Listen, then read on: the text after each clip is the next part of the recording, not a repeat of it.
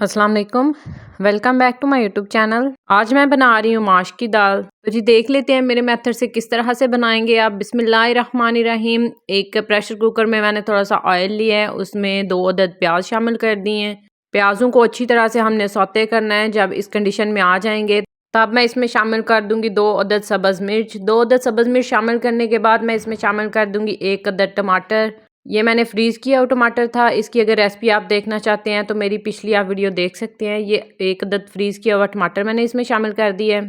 टमाटर को हम फ्राई करते रहेंगे जब तक कि ये मेल्ट नहीं हो जाता। जब ये मेल्ट हो जाएगा तब इसमें डाल देंगे पाउडर मसाले। टमाटर को मैंने फ्राई कर लिया है। 1 चम्मच नमक, 1 चम्मच हल्दी और 1 चम्मच सुरख मिर्च का मैंने इसमें शामिल किया। इसके बाद तमाम मसालों को मैं अच्छी तरह से फ्राई कर लूँगी। तमाम मसाले अच्छी तरह से हमने फ्राई करने हैं। इसके बाद मैं शामिल कर दूँगी माश की दाल। पाव मैंने माश की दाल ली है, इसको 1 घंटा पहले मैंने सोक करके रखा हुआ था। अब ये शामिल करके मैं अच्छी तरह से फ्राई कर लूँगी। यहाँ पे मैं आपको इस दाल का एक ट्रिक बताती हूँ। इस दाल को हम जितना ऑयल में भूनेंगे, फ्राई करेंगे, उतनी ये मज़े की बनेगी और ये साथ जुड़ेगी नहीं। तकरीबन 2-3 मिनट तक हमने इसको ऑयल में फ्राई करना है।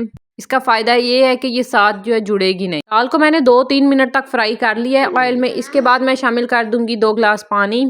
2 गिलास पानी शामिल कर दिया है। अब मैं इसको लगा दूंगी वेट मैंने सिर्फ 1 मिनट इसको लगाया था। 1 मिनट सीटी हिलने के बाद मैंने इसको 1 मिनट वेट लगवाया।